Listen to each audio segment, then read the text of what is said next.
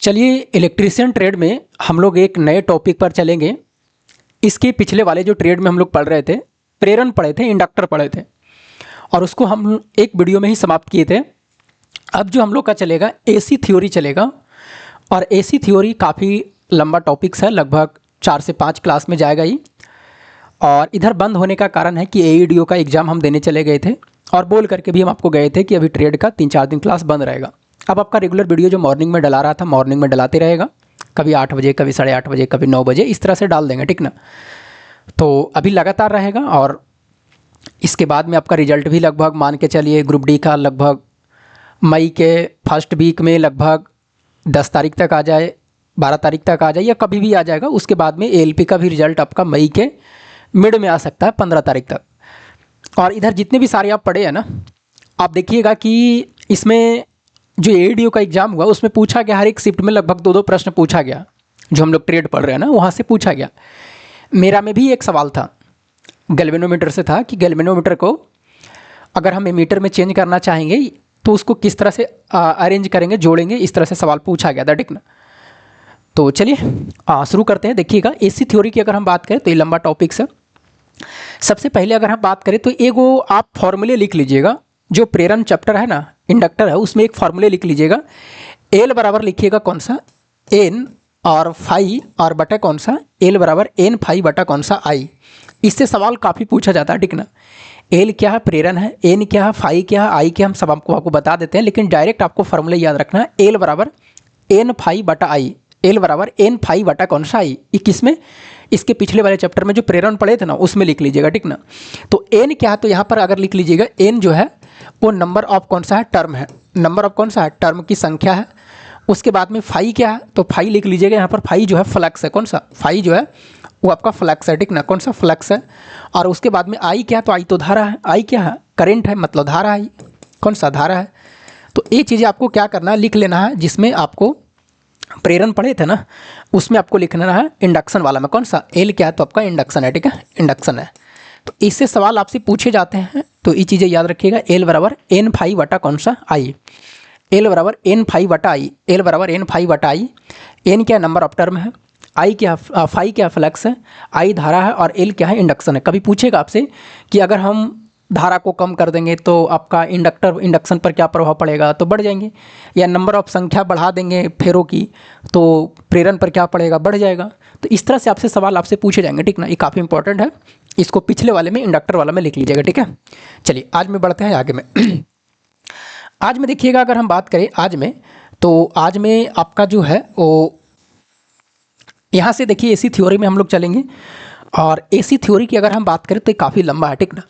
सबसे पहले अगर हम बात करें एसी थ्योरी में, तो एक होता है प्योर एसी और एक होता है मतलब शुद्ध एसी, और एक होता है अशुद्ध एसी, ठीक ना। एक प्योर होता है, एक प्योर नहीं होता, ठीक ना। तो अगर हम प्योर एसी की बात करें तो उसका प्योर एसी में कौन कौन सा होता है, कौन सा, प्योर एसी। प्योर एसी का मतलब होता है कौन सा, शुद्ध एसी, कौन सा, शुद्ध एसी की बात करें तो शुद्ध एसी में कौन कौन सा आएंगे। शुद्ध एसी में अगर हम बात करें तो शुद्ध एसी में कौन कौन सा आएगा, तो आप देखिए सबसे पहले अगर हम बात करें फिगर यहाँ पर कि एसी जो करंट है वो कैसे चलता है, किस तरह से चलता है, ठीक ना। तो आप जब भी देखे होंगे तो इस तरह से रहेगा, ठीक है। इसमें इस तरह से रहेगा, एसी में अगर बात करें तो इस तरह से रहेगा, देखिएगा, यहाँ से देखिएगा ऐसे करके, यहाँ देखिएगा।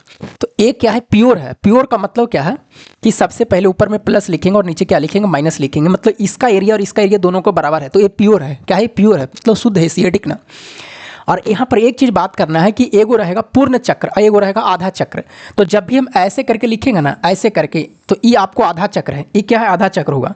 और इसके बाद में जब तक हम नीचे से इसको नहीं करेंगे ऐसे करके, तब तक ये पूरा चक्र नहीं होगा। मतलब पूरा चक्र करने के लिए हमको यहाँ से लेके यहाँ तक आना पड़ेगा, ठीक ना। ये एक चक्र है, कौन सा, ये पूरा क्या है, एक चक्र है, एक चक्र है। तो आधा चक्र और पूरा चक्र, ये दोनों में आपको समझना है कि पूरा चक्र कौन सा।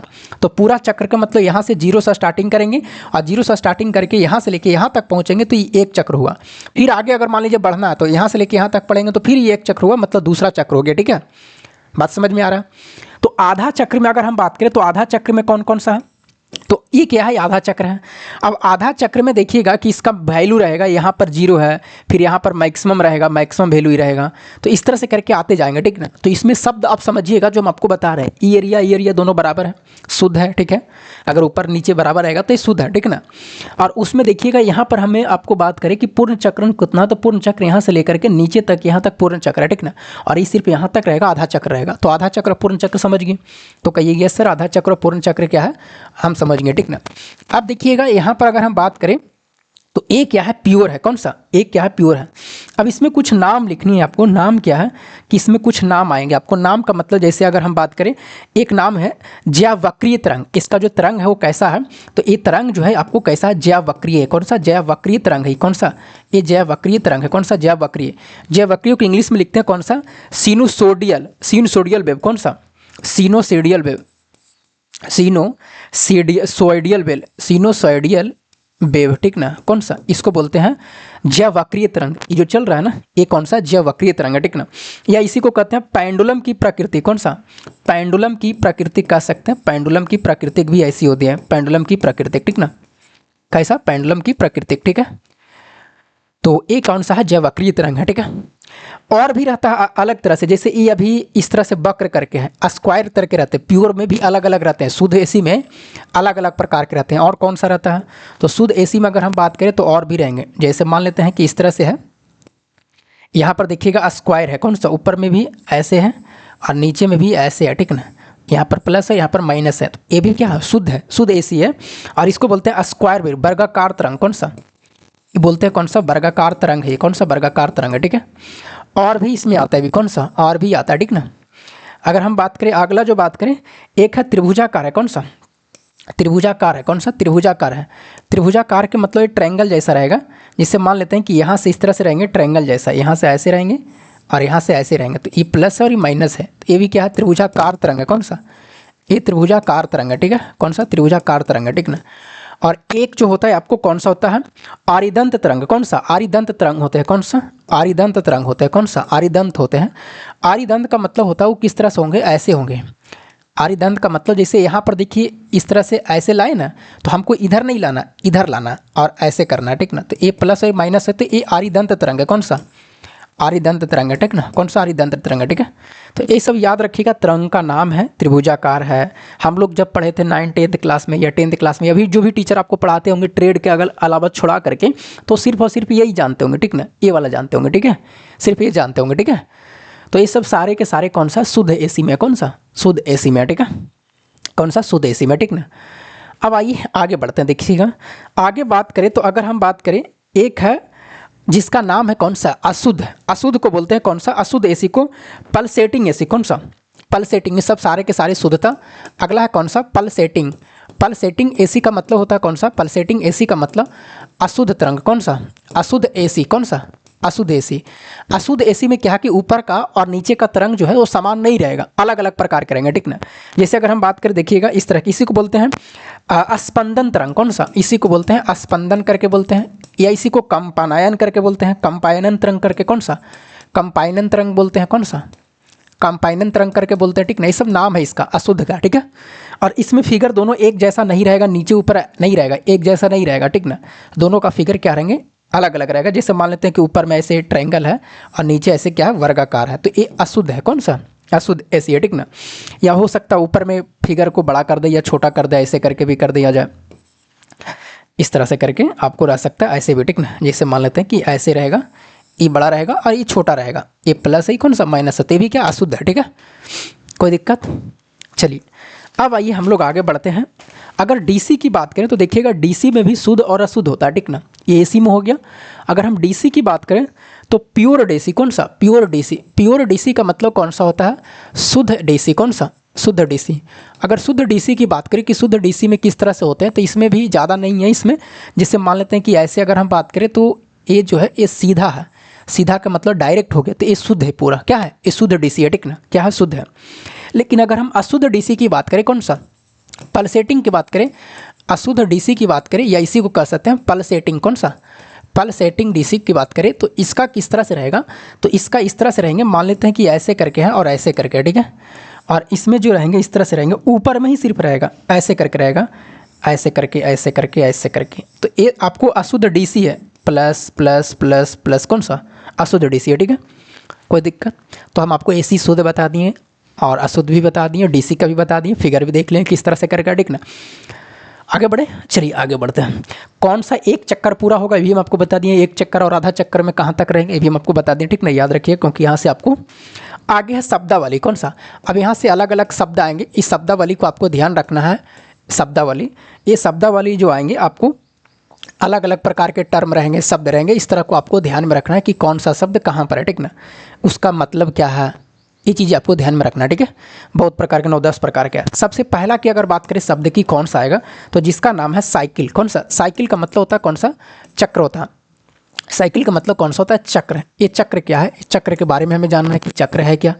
तो चक्र अभी हम आपको बताए थे, एक होता है पूर्ण चक्र, एक होता है अर्ध चक्र, ठीक ना, ये दोनों हम आपको बता दिए। वही चीज़ यहाँ पर है, जैसे मान लेते हैं कि अगर इस तरह से हम ऐसे करें और इसमें पूर्ण चक्र और अर्ध चक्र कौन सा है, जैसे अगर यहाँ पर बात करें इस तरह से करके और ऐसे करके, ठीक है, यहाँ पर, ठीक है।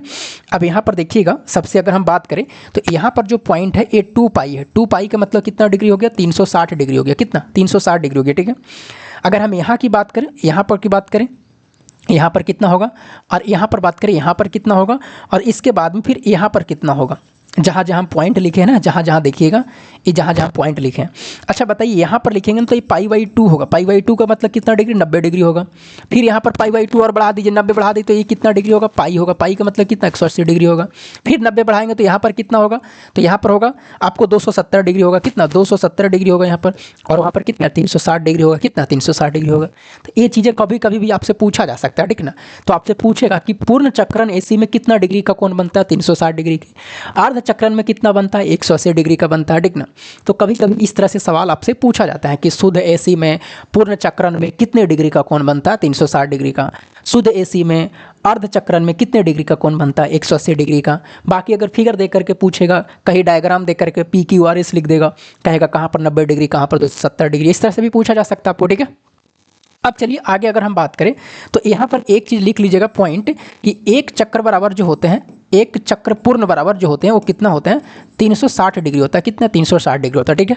और अगर पूछेगा कि एक अर्ध चक्र बराबर कितना होता है, एक अर्ध चक्र पूर्ण बराबर कितना होता है, एक अर्ध चक्र बराबर तो 180 डिग्री होता है। ये दोनों पॉइंट का आपको क्या करना, ध्यान में रखना, ठीक है। चलिए आगे बढ़े। अगला है कौन सा, टाइम पीरियड, मतलब आवर्तकाल। अभी सब नाम सुने होंगे, आप पीछे पढ़े होंगे, आवर्तकाल पढ़े होंगे, आयाम पढ़े होंगे, ये सब आवृत्ति पढ़े होंगे, ये सब सुने होंगे। वही चीज़ यहाँ पर नाम आने वाले हैं, ठीक ना। तो दूसरा जो नाम है वो कौन सा है, टाइम पीरियड, कौन सा, टाइम पीरियड है। अगर हम टाइम पीरियड की बात करें, टाइम पीरियड की बात करें तो टाइम पीरियड का मतलब होता है कौन सा, आवर्तकाल होता है, कौन सा। अभी आवर्तकाल क्या है, आवर्तकाल के बारे में हमें जानना है कि आवर्तकाल है क्या, ठीक ना। आवर्तकाल के, तो आवर्तकाल जो होता है, एक चक्र पूर्ण करने में लगा जो समय है, एक चक्र को पूरा करने में जो समय लगेगा उसी को आवर्तकाल कहेंगे। तो यहाँ पर लिखना है पॉइंट दे करके, यहाँ पर जो पॉइंट दे करके लिखेंगे वो कौन सा है, कि एक चक्र पूर्ण करने में जो समय लगेगा, कौन सा, एक चक्र को, एक चक्र को, एक चक्र को पूर्ण करने में, पूर्ण करने में लगा समय को क्या कहेंगे, लगा जो समय है वही को क्या कहेंगे, आवर्तकाल कहेंगे, कौन सा, आवर्तकाल कहेंगे, ठीक ना। इसका मात्रक क्या होता है, आवर्तकाल का मात्रक क्या होगा, तो इसका मात्रक सेकेंड होगा, कौन सा, सेकेंड होगा, कौन सा, सेकेंड होगा, ठीक ना, कौन सा होगा, सेकेंड होगा। इसके बाद में अगर हम प्रतीक की बात करें, इसका प्रतीक क्या होगा, इसका संकेत क्या होगा, तो इसका संकेत की बात करें तो इसका जो संकेत होगा कौन सा होगा, टी से लिखेंगे, किसे, टी से लिखेंगे, ठीक ना। आवर्तकाल को किसे, टी से लिखेंगे। ये सब छोटी छोटी बात तो आपको पहले से भी याद होंगे, ठीक है। अब आइए आवृत्ति की बात करें। देखिएगा, आवृत्ति और आवर्तकाल में दोनों में कन्फ्यूजिंग होते हैं। अगर एक चक्कर पूरा करने में जो समय लगेगा, एक चक्कर पूरा करने में जो समय लगेगा उसको आवर्तकाल कहते हैं, ठीक ना। जब लैंग्वेज के रूप में दिया जाता है ना तो बच्चे गलती कर देते हैं, और ऑप्शन में सारा चीज़ रहता है, ठीक ना, और एग्जाम का प्रेशर रहता है। अब यहाँ पर अगर हम बात करें अगला जो शब्द है वो कौन सा है, तो अगला जो शब्द है, देखिएगा यहाँ पर ये दोनों को बात को गौर से सुनिएगा। तीसरा जो शब्द है वो कौन सा है, इसका नाम है आवृत्ति, नाम है कौन सा, आवृत्ति। आवृत्ति को इंग्लिश में कहते हैं फ्रीक्वेंसी, कौन सा, फ्रीक्वेंसी कहते हैं, फ्रीक्वेंसी कहते हैं, ठीक ना, कौन सा, फ्रीक्वेंसी कहते हैं। और इस फ्रीक्वेंसी का मतलब क्या होता है, इसका मतलब क्या होता है, तो ये दोनों में काफ़ी क्लोजली वर्ड है, ठीक ना, ये दोनों में काफ़ी क्लोजली है। एक सेकेंड में पूर्ण किए गए चक्रों की संख्या को, एक सेकेंड में, इसमें देखिएगा एक सेकेंड है, एक सेकेंड में पूर्ण किए गए चक्रों की संख्या को क्या कहेंगे, तो वो कहेंगे आपको आवृत्ति कहेंगे। क्या कहेंगे, आवृत्ति कहेंगे। तो जहां भी 1 सेकंड पूर्ण किए गए चक्रों में संख्या को क्या कहेंगे, आवृत्ति कहेंगे। और एक चक्कर को पूर्ण करने में जो लगा समय है वो क्या कहेंगे, टाइम पीरियड कहेंगे, ठीक ना। तो ये दोनों में काफ़ी अंतर है, इस अंतर को समझिएगा, जब एग्जाम में जाइएगा ना तो काफ़ी आपको दिक्कत होंगे, ठीक है। तो अभी ही याद कर लीजिए इसको कि आवर्तकाल क्या है। तो आवर्तकाल का मतलब है कि एक चक्कर पूरा करने में जितना समय लगेगा। एक चक्कर का मतलब जैसे मान लेते हैं यहाँ से लेके गए और फिर नीचे आए फिर यहाँ पर, तो एक चक्कर पूरा करने में जितना समय लगा उसी को कहेंगे आवर्तकाल। कौन सा, आवर्तकाल। लेकिन इसका मतलब है कि 1 सेकंड है और 1 सेकंड में हम पूर्ण किएगा, जितना भी पूर्ण करें, 1 पूर्ण किए, फिर 2 पूर्ण किए, फिर 3 पूर्ण किए, इस तरह से जितना भी पूर्ण करेंगे उसको हम लोग कहेंगे आवृत्ति। क्या कहेंगे, आवृत्ति। ये दोनों का मतलब समझ गए, तो कहिएगा यस सर। ये दोनों का मतलब हम क्या है कि समझ गए कि दोनों का मतलब है क्या, ठीक है। क्योंकि यहाँ से पूछा जाता है एग्जाम में ना, तो बच्चे गलती कर बैठते, ठीक है। अब आइए आगे बढ़ते हैं, आगे बढ़े, कोई दिक्कत। चलिए अब यहाँ पर देखिएगा आवृत्ति के मतलब होता है। अब इसमें हम जो पॉइंट लिखवा रहे हैं, इस पॉइंट को आपको ध्यान रखना है, ठीक है। इस पॉइंट को आपको क्या करना है, ध्यान में रखना है। जिसे पॉइंट और कौन कौन सा लिखना है, 1 सेकंड में पूर्ण किए गए चक्रों की संख्या को क्या कहेंगे, तो आपको आवृत्ति कहेंगे। बाकी आवृत्ति का संकेत क्या होता है, एफ होता है। इसका संकेत की बात करें तो इसका संकेत कौन सा होता है, तो इसका संकेत एफ होता है। अगर हम एफ बराबर बात करें तो 1/t होता है। कौन सा, 1/t होता है। और इसमें उल्टा करके आपसे पूछा जाएगा अलग अलग प्रकार के सवाल, टी को बढ़ाएंगे घटाएंगे तो एफ पर क्या प्रभाव पड़ेगा, तो एफ बराबर 1/t याद रखिएगा, ठीक है। अगर हम मात्रक की बात करें, इसका मात्रक क्या होगा, अगर हम मात्रा की बात करें तो देखिएगा मात्रक जो होता है, इसमें मात्रक की बात करें तो ऊपर में लिखेगा चक्र, कौन सा, चक्र, और नीचे क्या लिखेगा, नीचे लिखेगा सेकंड, कौन सा, सेकंड। या इसी को कभी कभी लिखेगा चक्र प्रति सेकंड, इसी को क्या लिखेगा, चक्र, चक्र प्रति सेकंड। तो समझ जाइएगा कि एक किसका है, आवृत्ति का ही है। चक्र प्रति सेकंड किसका, आवृत्ति का ही है, ठीक ना। या इसी को लिखेगा कौन सा, हर्ट्ज लिखेगा, कौन सा, हर्ट्ज लिखेगा, कौन सा, हर्ट्ज लिखेगा। या इसी को HZ लिखेगा, ठीक ना। कुछ भी रह सकता है, यहाँ पर देख लीजिएगा, ठीक है। कोई दिक्कत, कोई परेशानी, कहिएगा नहीं सर कोई दिक्कत हमें नहीं है। अब यहाँ पर अगर हम बात करें कि भारत में, किसमें, भारत में जो यहाँ से पूछा जाता सवाल है वो एक प्रकार से यहाँ से पूछा जाएगा कि भारत में जो आवृत्ति होते हैं वो कितना होता है। ये पूछा गया कि भारत में जो आवृत्ति होते हैं वो कितना होता है। भारत में जो आवृत्ति है यानी फ्रीक्वेंसी जो होता है, एफ जो होता है वो कितना है, तो ए है 50 हर्ट्ज, किन सब 50 हर्ट्ज। अगर ये ऑप्शन में ठीक है, नहीं तो प्लस माइनस करके 3% लिखा रहेगा, कितना, 3% करके, ठीक ना। कोई भी ऑप्शन में 50 हर्ट्ज भी रहता और नहीं तो 50 हर्ट्ज प्लस माइनस 3%, दोनों में से कोई एक ही रहेंगे। और यहाँ से भी एक सवाल बन जाता है मैक्सिमम और कौन सा, मिनिमम, कौन सा। यहाँ पर एक बनता है मिनिमम का सवाल बन जाता है और एक बन जाता है मैक्सिमम का। अगर आपसे पूछ दिया जाए कि बताइए भारत में मैक्सिमम फ्रीक्वेंसी कितना होगा, मिनिमम फ्रीक्वेंसी कितना होगा, फिर अलग बन जाएंगे सवाल, ठीक ना। तो मिनिमम का मतलब होता है माइनस वाला लेकर चलना, मैक्सिमम वाला प्लस वाला। तो 50 का 3% कितना होगा बताइए, तो 50 का 3% का मतलब 1.5 होता है। ये मैथ का सवाल है। अब 50 हर्ट्ज में से 1.5 हटाइएगा तो कितना बचेगा, 48.5 हर्ट्ज बचेगा, तो ये मिनिमम होगा। मैक्सिमम की बात करें तो कितना होगा, 51.5 हर्ट्ज होगा, तो ये आपको कितना होगा, तो ये मैक्सिमम होगा, ठीक ना। तो इस तरह से भी आपसे पूछा जा सकता है, ये चीज़ें याद रखिएगा, ठीक नहीं। काफ़ी बार पूछा गया, इसको VVI कर लीजिएगा, ठीक नहीं। सवाल कई बार पूछा गया है भारत में आवृत्ति करके, ठीक है। कोई दिक्कत, आगे बढ़े, चलिए। अब ये अमेरिका में भी पूछा गया, ठीक ना। अमेरिका वाला पूछा गया, तो भारत का है ना, तो अमेरिका वाला भी चीज़ें याद रखिएगा। अमेरिका में कि अगर आपसे पूछेगा कि अमेरिका में बताइए क्या होंगे, यही चीज़ अमेरिका में जो आवृत्ति होंगे वो कितना होगा। अमेरिका का मतलब कौन सा, USA लिखेगा, ठीक ना। USA को अमेरिका बोलते हैं। तो अगर हम बात करें अमेरिका के, तो अमेरिका को होता है मात्र 60 हर्ट्ज होता है, कितने, 60 हर्ट्ज याद रखिएगा, ठीक है। तो शब्द को सही ढंग से पढ़नी है। अमेरिका पूछा, इंडिया पूछा, क्या पूछा, ठीक ना।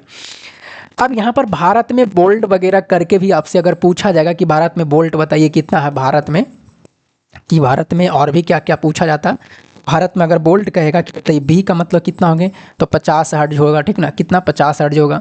उसके बाद में आई कितना होंगे, तो आई भी 50 हर्ट्ज जाएंगे, सब वही रहेगा, ठीक है। इसमें पावर कितना पूछेगा, तो पावर जो होंगे वो 100 हर्ट्ज हो जाएंगे, कितने, दोनों को मिला के होता है पावर, वोल्टेज और धारा को, ठीक ना। तो ये 100 हर्ट्ज होते हैं, ठीक है, भारत में। तो ये चीज़ें याद रखिएगा, ठीक है। पावर का मतलब दोनों को जोड़ देना, ठीक ना। कोई दिक्कत, कोई परेशानी, बताइए भारत में कितना होता है आवृत्ति, 50 hertz plus minus 3%, maximum minimum भी निकाल सकते हैं, ठीक ना। उसके बाद में अमेरिका में 60 हर्ट्ज सब पूछा गया। भारत में कितना बोल्ट होता है, 50, धारा इतना, पावर कितना, 100 हर्ट्ज होते हैं। अगर हम बात करें कि एक चक्कर में जो आवृत्ति होता है, 1 सेकंड में जितना चक्कर पूर्ण करेगा उसको आवृत्ति कहते हैं, और 1 सेकंड में 1 चक्कर पूर्ण करने में जो समय लगेगा उसको आवर्तकाल कहते हैं। ठीक है, कोई दिक्कत? ये दोनों वर्ड आपको क्या करना है, याद रखना है। जो यहाँ से हम आपको लिखे थे ना, टाइम पीरियड, 1 चक्कर को पूर्ण करने में लगा समय कौन सा है, आवर्तकाल है, और 1 सेकंड में पूर्ण किए गए चक्रों की संख्या को आवृत्ति कहता है। ठीक है, आगे बढ़े, चलिए आगे बढ़ते हैं। ठीक ना, अब कौन सा बढ़ते हैं, आगे बढ़ते हैं। ठीक है, चलिए इतनी बात को आपको क्या करना, ध्यान में रखना। अब आइए यहाँ पर लिख लीजिएगा घरेलू सप्लाई के लिए, यहीं पर नोट में लिख लीजिए। कौन सा नोट में, यहाँ पर लिख लीजिए। अगर नोट की बात करें तो यहाँ पर नोट में देख करके लिख लीजिए कि घरेलू सप्लाई में धारा की दिशा, घरेलू सप्लाई में धारा की दिशा, धारा की दिशा 1 सेकंड में 100 बार परिवर्तन करता है। कितना, जो पावर लिखे थे ना, 100 बार परिवर्तन करता है, 100 बार परिवर्तन करता है। ठीक है, चलिए आगे बढ़े। इस चीज़ों को क्या करना, ध्यान में रखना। अब आइए यहाँ पर कुछ न्यूमेरिकल की अगर हम बात करें तो न्यूमेरिकल आप यहाँ पर बना सकते हैं। जैसे अगर मान लीजिए हैं कि एफ बराबर जो फ्रीक्वेंसी है वो कितना है, 50 हर्ट्ज है। आपसे पूछा गया कि बताइए टाइम की संख्या क्या होंगे। एक सवाल यहाँ से आपसे पूछा गया कि अगर टी का मान जो है 400 मिली सेकेंड है और आपसे पूछा गया फ्रीक्वेंसी बताइए क्या होंगे। ठीक ना, ये 2 सवाल है। ठीक है, अब यहाँ पर देखिएगा, दोनों सवाल को अगर आप सोल्व करते हैं तो देखिए यहाँ से आप जानते हैं टी बराबर कितना होता है, 1/f होता है, या f बराबर 1/t होता है। दोनों चीज़ लिख सकते हैं।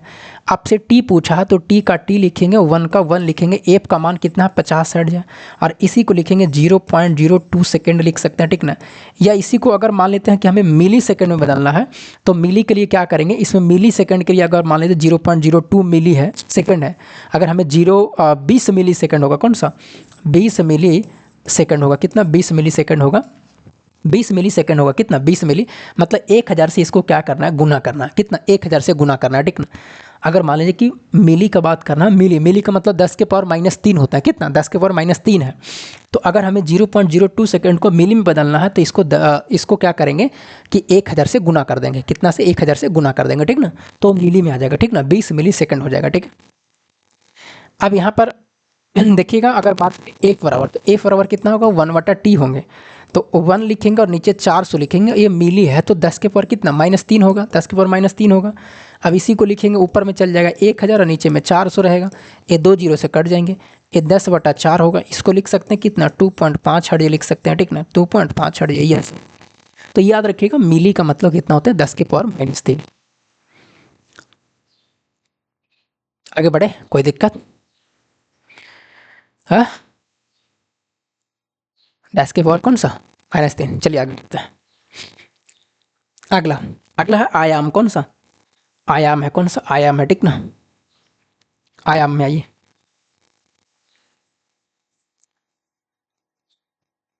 आयाम को इंग्लिश में बोलते हैं एम्पलीट्यूड। कौन सा एम्पलीट्यूड बोलते हैं। ठीक ना, इसको बोलते हैं एम्पलीट्यूड।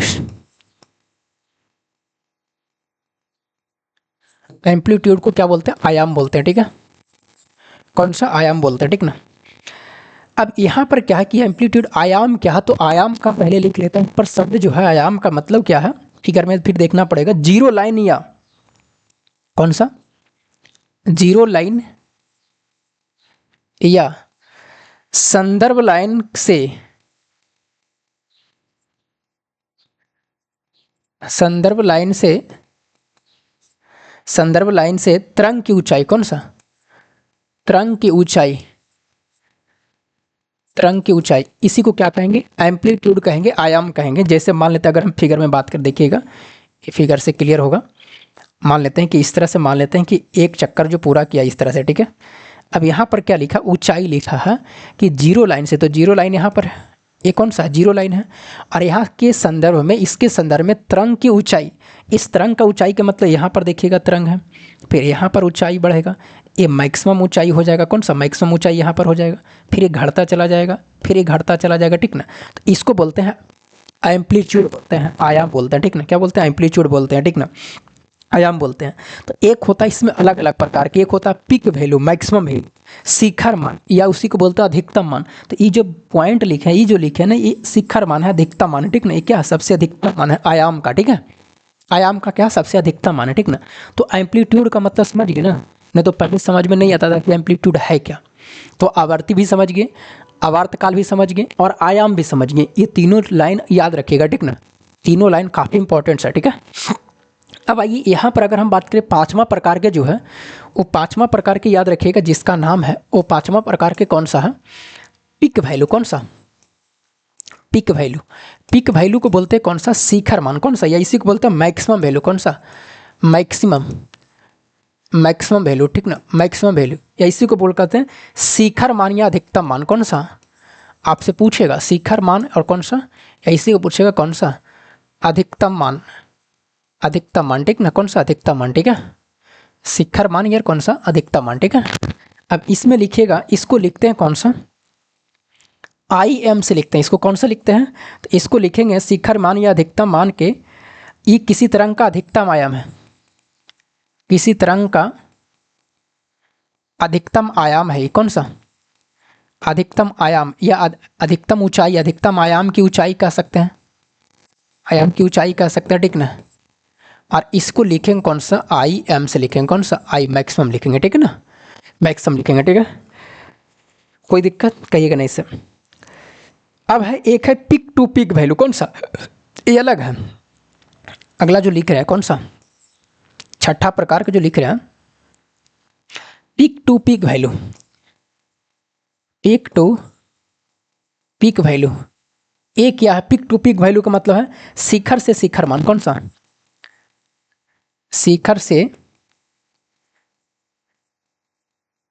शिखर मान, ये समझ गए ना। अधिकतम शिखर मान समझ गए ना, अधिकतम का मतलब देखिए हम यहाँ पर बिंदु दिए होंगे, देखिए ये कौन सा सबसे अधिकतम है, कोई दिक्कत। लेकिन ये क्या है, अगला जो लिखे है कौन सा, तो अगला है शिखर से शिखर मान है, मतलब पिक टू पीक है। तो पिक टू पीक क्या है, मान लेते हैं कि इस तरह से अगर हम फिगर बनाए, यहाँ पर देखिएगा, इस तरह से अगर हम फिगर बनाए हैं, तो यहाँ पर देखिएगा ये है क्या, तो शिखर से अगर हम शिखर मान की बात करें, तो जैसे मान लीजिए कि इस तरह से किया, ठीक है, इस तरह से किया, ठीक ना। अब यहाँ पर देखिएगा, अगर हम बात करें, सुनिए जरा, शिखर टू शिखर की बात करें, तो यहाँ पर देखिएगा, जिससे मान लेते हैं कि यहाँ पर सबसे ए वाला सबसे है और ए वाला सबसे है, तो ए नीचे वाला, ए वाला हो गया प्लस वाला, और ए कौन सा हो गया, माइनस वाला, कौन सा, माइनस वाला हो गया। तो इधर जो आई एम हो गया, ये मैक्सिमम हो गया, वो प्लस वाला हो गया, और नीचे जो आई एम हो गया, वो कौन सा हो गया, माइनस वाला हो गया। तो ये प्लस वाला कौन सा, माइनस वाला है, इसी को बोलेंगे पिक टू पिक, कौन सा, पिक टू पिक बोलेंगे, ठीक ना, शिखर टू शिखर बोलते हैं, ठीक है। और पिक टू पिक का मतलब हो गया, इस पिक टू पिक का मतलब हो गया कि मतलब दो गो आ गया, तो दो गो का मतलब 2IM लिख देंगे, इसको कौन सा, 2IM से लिखेंगे, ठीक है। चलिए आगे बढ़े। अगला है कौन सा, एवरेज वैल्यू, कौन सा, एवरेज वैल्यू है, कौन सा, एवरेज वैल्यू। एवरेज वैल्यू का मतलब है औसत मान, कौन सा, सातवां जो कौन सा है, एवरेज वैल्यू। और एवरेज वैल्यू का मतलब है औसत मान, कौन सा, औसत मान है, ठीक ना, कौन सा, औसत मान है, ठीक है। आवाज जा रहा है ना, हाँ आवाज जा रहा है। औसत मान, कौन सा औसत मान है, ये औसत मान क्या है, औसत मान का मतलब होता है AC का वह मान जो DC के समान आवेश का हस्तांतरण करता है, ठीक ना। लिखिएगा, AC का वह मान, AC का वह मान जो DC के समान आवेश, DC के समान आवेश को हस्तांतरण करता। यहाँ पर क्या है, आवेश के बारे में चर्चा है, ठीक ना, हस्तांतरण करता है, ठीक है। जैसे अगर हम बात करें, अब यहाँ पर क्या लिखेंगे, फॉर्मूले वगैरह है। अगर हम आई एवरेज की बात करें, एवरेज वैल्यू मतलब IAVG लिखेंगे तो मतलब एवरेज हो जाएगा, ठीक ना। तो कौन सा होंगे, 1 और बटा कौन सा होंगे, T होंगे, ठीक है। और यहाँ पर समाकलन लगता है, समीकरण में यहाँ पर T बटा कौन सा, ये सब पूछा नहीं जाता, लेकिन अभी लिख लीजिए, ये पूछा नहीं जाता, ठीक ना, dt करके, ठीक है, ये समाकलन है, ठीक ना, इससे नहीं पूछेगा, जहाँ से पूछेगा हम आपको बताएंगे। अगर हम आई एवरेज की बात करें तो ये लाइन नहीं याद रहेगा तो चलेगा, लेकिन ये याद रखिएगा, आई एवरेज बराबर, इसका जब कैलकुलेशन करेंगे ना तो इसका आएगा 2im और बटा आएगा यहाँ पर पाई और बराबर कितना, इसी को लिख सकते हैं कितना, 0.637। इसको जब कैलकुलेट करेंगे ना तो 2 है और नीचे पाई का मान 3.14 लिखेंगे और भागा हुआ देंगे तो 0.637 और गुने आई एम आएगा, कितना आई एम आएगा, इसको कैलकुलेट करके, ठीक ना, ठीक है। या इसी को आई एवरेज बराबर लिख सकते हैं, एक लाइन यहाँ पर,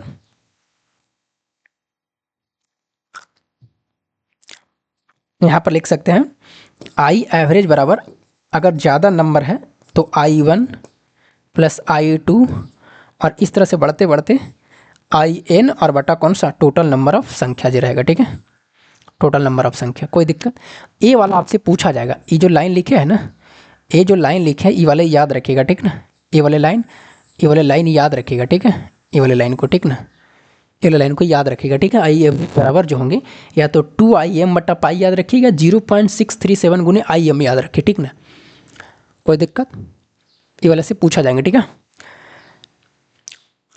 चलिए अब यहाँ पर देखिएगा, एक चीज यहाँ पर ध्यान रखिएगा, जो अभी हम आपको बताए थे, कौन सा, एक होता है सममितीय पूर्ण चक्र का औसत शून्य होता है, यहाँ पर याद रखिएगा। जैसे यहाँ पर देखिएगा इस तरह से करेंगे, पूरा चक्र, पूरा चक्र का मतलब सममितीय, जैसे यहाँ पर एक चक्र पूरा हो गया ना पूरा, ये जो पूरा चक्र होगा तो ये सममितीय है। सममितीय का मतलब ऊपर का फिगर नीचे का फिगर दोनों का बराबर है, तो इसको बोलते हैं सममितीय। और ये सममितीय रहेगा ना तो सममितीय याद रखिएगा,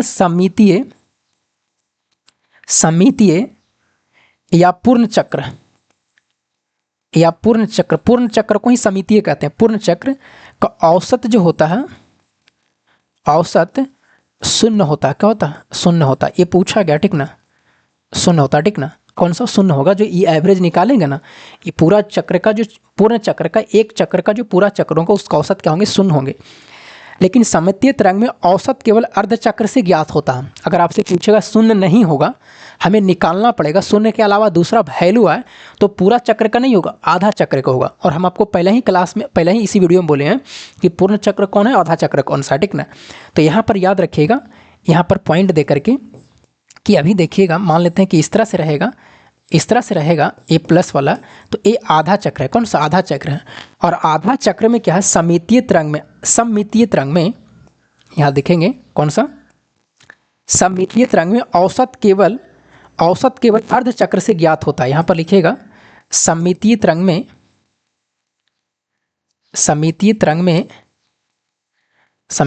में औसत केवल कि अर्ध चक्र से ज्ञात होता, अर्ध चक्र से ज्ञात होता, मतलब अर्ध चक्र में क्या होंगे, अर्ध चक्र में क्या होंगे कि अर्ध चक्र में जीरो नहीं आएगा, इसका कुछ ना कुछ वैल्यू आएगा, ठीक है। तो शून्य किस में आएगा, सममितीय रहेगा, ऊपर का फिगर नीचे का फिगर सेम है तो ये सममितीय है, और इसका एक चक्र में जीरो औसत होगा, आधा चक्र में कुछ ना कुछ वैल्यू आएगा, ठीक ना। लेकिन अगर मान लेते हैं असममितीय तरंग है, ऊपर का फिगर नीचे का फिगर अलग अलग है, ये हम आपको बता दिए थे, शुद्ध और अशुद्ध, ये शुद्ध एसी है, लेकिन अशुद्ध रहेगा तो उसका द्वारा ज्ञात जो होंगे चक्र द्वारा, सममितीय तरंग में औसत पूर्ण चक्र द्वारा ज्ञात होता है। यहाँ पर लिखिएगा, यहाँ पर नीचे लिखिएगा, अगर हम बात करें यहाँ पर लिखिएगा, मान लेते हैं कि इस तरह से है, ठीक ना, ऐसे करके यहाँ पर है और नीचे ऐसे करके, ये प्लस है माइनस है, ये असममितीय है, तो इसका जो औसत होंगे पूर्ण चक्र द्वारा ज्ञात होगा, ठीक ना। तो लिखिएगा असममितीय तरंग में,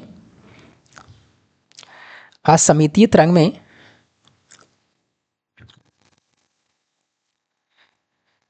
असममितीय तरंग में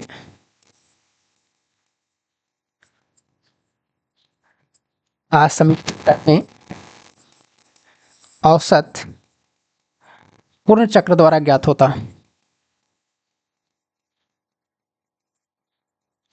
मतलब ऊपर का जो भी वैल्यू होगा और नीचे का जो भी वैल्यू होगा सबको जोड़ के भागा देंगे तब पूरा तैयार होगा, ठीक है।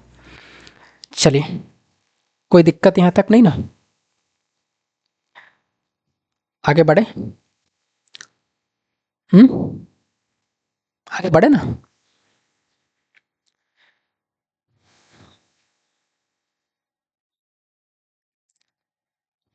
चलिए अब यहाँ पर देखिएगा, एक यहाँ पर लिखे थे कौन सा, आई एवरेज करे, कौन सा, ये आई एवरेज करके लिखे था ना, तो यहीं पर आएगा भी एवरेज, कौन सा, भी एवरेज करके। तो भी एवरेज बराबर कौन सा वही होगा, 2 होगा, भी होगा, एम होगा, और यहाँ पर कौन सा 2 भी हो जाएगा, और नीचे होगा कौन सा, वही पाई होगा। इसी को लिख सकते हैं 0.37, और कौन सा को वोल्टेज वाले में है और धारा वाला में था, और यही को औसत मान लिख सकते हैं यहाँ पर। औसत मान जो होगा 0.637 और गुने अधिकतम मान, कौन सा, अधिकतम मान। अब अधिकतम मान में आई भी रह सकता, भी रह सकता, ठीक ना, और इसा औसत मान रहेगा, तो ये भी लाइन याद रख सकते हैं, ठीक है। वही चीज़ लिखा हुआ, कोई दिक्कत। जैसे यहाँ वोल्टेज है तो अधिकतम मान होगा वोल्टेज का, धारा रहेगा तो धारा का अधिकतम मान, 0.37 रहेगा, और इधर औसत रहेगा वोल्टेज का या तो धारा का, ठीक है। चलिए अब आइए, अगर आगे बात करें तो धारा से भी हो गया, वोल्टेज से हो गया। अब एक अगर न्यूमेरिकल की बात करें तो जैसे मान लेते हैं कि एक न्यूमेरिकल है आई एम मैक्सिमम बराबर 40 एम्पियर है। तो आपसे पूछा गया आई एवरेज की बात की, बताइए आई एवरेज कितना होगा, ये आपसे पूछा गया, ठीक है। एक सवाल आपसे पूछा गया है कि यहाँ पर आपसे पूछा गया कि आई एवरेज है, यहाँ पर दिया हुआ आई एवरेज दिया हुआ 20 एम्पियर। तो आपसे पूछा कि बताइए आई एम मैक्सिमम क्या होगा, ठीक ना। इसी तरह से वोल्टेज का भी पूछा जा सकता है। तो देखिए फॉर्मूले लगाइए, फॉर्मूले में क्या हम आपको बताए थे कि अगर आई एवरेज निकालना, कौन सा आई एवरेज, तो क्या बताए थे 2IM और बटा कौन सा पाई, यही ना। या इसी को लिख सकते कौन सा, इसी को लिख सकते कौन सा, बताइए। हमें चाहिए आई एम का मान दिया हुआ, आई एम का मान दिया हुआ, आई एम का मान दिया हुआ, तो हमें निकालना है आई एवरेज, कौन सा, आई एम का मान दिया हुआ है ना, कौन सा, आई एम का मान जो है आपको क्या है दिया हो गया, आई एम का मान 40 एम्पियर दिया हुआ, 40 एम्पियर दिया हुआ, ठीक ना, 40 है। और आई एवरेज निकालना, क्या निकालना, आई एवरेज निकालना। तो क्या करेंगे बताइए, बोलिए बोलिए क्या करेंगे। तो यहाँ पर देखिए अगर हम बात करें, इसको लिख सकते थे 0.637 और गुने कौन सा आई एम लिख सकते हैं, तो कहिएगा यस सर। ये 0.637 रहेगा और आई एम का मान कितना है 40 है। अब इसको गुना करेंगे तो कितना होगा बताइए, तो 7 चौके 28, जो भी गुना करके आएगा इसको गुना करिएगा तो कितना आएगा 25.48 आएगा एम्पियर, ये आंसर आएगा, ठीक ना, कोई दिक्कत। अब यहाँ पर देखिए आई एवरेज कितना है 20 है, और आई एम पूछा, तो आई एवरेज का मान कितना होता है, तो कहिएगा आई एवरेज का जो मान होता है 2IM और बटा कौन सा पाई होता है। लेकिन हमें चाहिए आई एम का मान चाहिए, तो आई एम बराबर लिख सकते हैं पाई/2 लिख सकते हैं, आई एम का पाई/2 लिखेंगे, पाई/2 और गुने कौन सा आई एवरेज लिखेंगे, तो कहिएगा यस सर आई एवरेज लिख सकते हैं। इसको इस फॉर्मूले को ऐसे लिख सकते हैं, पाई/2 का मतलब कितना 3.14 और बटा कितना 2, और आई एवरेज कितना है 20 है। ये 2 दहा के 20 कट जाएगा, तो कितना बचेगा बताइए, तो ये बचेगा कितना, तो ये बचेगा, यहाँ से बात करें 10 से गुना करेंगे तो 31 पॉइंट कितना होगा 4 होगा, और ए एम्पियर होंगे, ठीक है आंसर। चलिए आगे बढ़े। आई पूछा जाता है 0.637 करके, ठीक ना, याद रखिएगा। चलिए अब देखिएगा ये वीडियो में भी पूछा गया इस तरह से करके, हाफ आवर्तकाल करके पूछा गया। एक है कौन सा RMS मान, 8वां नंबर का कौन सा है RMS मान है। ये RMS मान भी पूछा जाता है, ठीक ना, ये RMS जो मान है ये भी पूछा जाता है, VVI कर लीजिएगा, ठीक ना। RMS मान root mean square value, root mean square value, इसका फॉर्मूले भी कभी कभी पूछा जाता है, ठीक ना। देखिएगा ये है क्या, सुनिए, तो ये जो है अगर उसमें हम लिखे थे आवेश, इसमें आवेश नहीं रहेगा, इसमें धारा रहेगा। लिखिएगा वर्ग माध्य मूलमान, वर्ग माध्य मूलमान, ठीक ना। या यहाँ पर लिखिएगा AC का वह मान, AC का वह मान, AC का वह मान जो DC के समान, जो DC के समान, जो DC के समान उष्मा का हस्तांतरण करता है। वहां पर था, वहां पर क्या था, तो वहां पर हस्तांतरण करता, वहां पर क्या था आवेश का, ठीक ना, यहाँ पर क्या उष्मा का, ठीक ना, हस्तांतरण करता है। अब यहाँ पर लिखेंगे, इसको जो पूछेगा IRMS पूछेगा, IRMS लिखेगा, ठीक ना, IRMS पूछेगा यहाँ पर, तो इसका मान होता है IM और बटा में √2 होता। फॉर्मूले में जानते हैं √2 ऊपर में लिखे कि नीचे में लिखे, ये सब गलत कर देता है, ठीक ना। तो इसका वैल्यू नीचे √2 होता और जब इसका भागा दीजिएगा ना तो आएगा 0.707 और गुने कौन सा IM होगा, ठीक है, IM होगा, ठीक ना। या इसी को I वाला है, V वाला रहेगा तो क्या होगा, तो अगर हम V वाला बात करें तो V वाला भी पूछा जा सकता है, वोल्टेज वाला VRMS पूछा जाता है। तो ये भी रहेगा ऊपर में कौन सा VM मैक्सिमम वाला हो जाएगा वोल्टेज और नीचे √2 हो जाएगा। यहाँ भी वही 0.707 गुने कौन सा VM, कौन सा VM, कौन सा VM, ठीक है, कौन सा VM। ये फॉर्मूले याद रखिएगा, ठीक ना। या इसी को लिख सकते हैं कौन सा बताइए, या इसी को लिख सकते हैं कौन सा, ये लिख सकते हैं, देखिए तो यही लाइन मेन याद रखिएगा, ठीक है ना। लिख सकते हैं इसको RMS मान, RMS जो मान होगा वो 0.700 और गुने अधिकतम मान, यही ना है, अधिकतम मान है, यही ना है। अब ये बताइए VM का अधिकतम मान चाहे वोल्टेज को चाहे धारा को, और ये मान लिखा हुआ RMS जो मान है चाहे वोल्टेज हो चाहे धारा के लिए है, ठीक ना। ये चीज़ें याद रखिएगा, ठीक ना।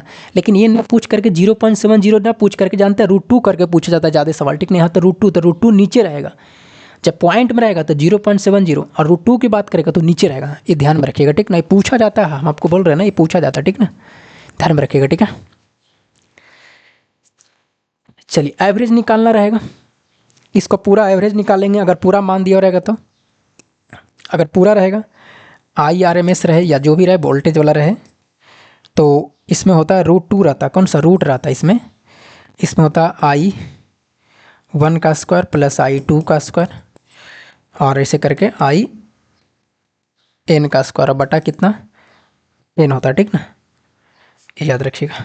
चलिए आगे, अब इसमें प्रश्न लिख लीजिए। प्रश्न क्या है, एक है IM बराबर है 40 एम्पियर, तो IRMS पूछा गया इसमें। और एक जो सवाल है IRMS बराबर 20 एम्पियर है, तो IM का मान पूछा गया यहाँ पर, ठीक है। अब बनाइए यहाँ पर, सोल्व करिए, सोल्व होगा। देखिएगा क्या है यहाँ पर, अगर हम IRMS का मान निकालेंगे तो IRMS का मान कौन सा होता, बोलिए IRMS का मान कौन सा होगा। IRMS बराबर होगा IM मैक्सिमम बटा कितना √2 होगा, यही ना, तो कहिएगा यस सर। अच्छा, या इसी को लिख सकते हैं 0.707 और कौन सा IM लिख सकते हैं, तो कहिएगा यस सर। अब यहाँ पर बताओ बाबू, हमें IRMS पूछा है तो 0.70 लिखेंगे और गुना IM का मान कितना लिखेंगे, 40 लिखेंगे, गुना कर देंगे इसको। बताइए गुना करेंगे तो कितना होगा, 7 चौके 28 और 7 चौके कितना 28.28 एम्पियर होगा, यही ना, तो कहिएगा यस सर। अब यहाँ पर बताइए IRMS हमें पूछा है, तो IRMS बराबर क्या होता है बताइए, तो IM बटा कितना होता है √2 होता है, यही ना, तो कहिएगा यस सर, √2 होता है, कोई दिक्कत। हमें चाहिए IM बराबर, तो IM बराबर होगा IRMS और गुने कितना होगा √2 होगा, ठीक ना। अब इसी को लिख सकते हैं कौन सा 1.414 लिख सकते हैं और इसका मान कितना 20 है, तो यहाँ भी गुना करेंगे तो कितना होगा 4 दूनी 8, 4 दूनी 8 2 और 4 दूनी 8 और कितना 2, ये यहाँ भी वही आएगा 28 आएगा, ठीक। तो ये चीज़ें आपको क्या करना ध्यान में रखना, ठीक ना, कोई दिक्कत बताइए। चलिए, तो ये था आज का क्लास था। इसके बाद में इसी थ्योरी कल हम लोग पढ़ेंगे, और जो भी हमें पिंडल सर के द्वारा पढ़ाया जाता है सारा का सारा है हम बता रहे, बस पीछे से रिवीजन करिएगा, ठीक ना, रिवीजन करिएगा तभी चीज़ें याद रहेंगे, नहीं तो याद नहीं रहेगा, ठीक ना।